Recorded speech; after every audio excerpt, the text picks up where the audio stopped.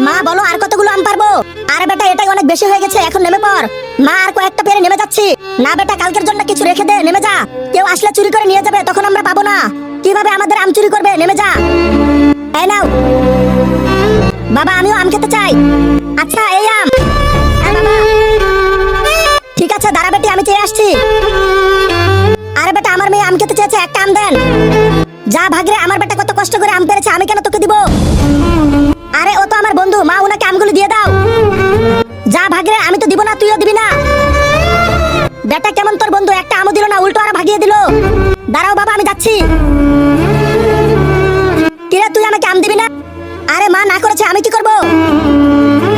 তুই পেরে দিয়ে দে, মা দেখলে কি করবে? আরে বেটা তোমার মা আসবে না, তুমি খালি আম পারো, আমি একটা ব্যবস্থা করছি।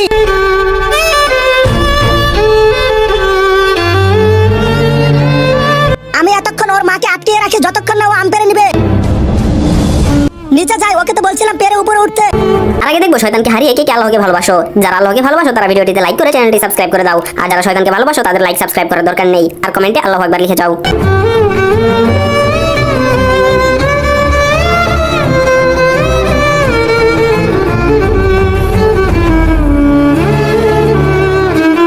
আরে আমকে পারছে রে।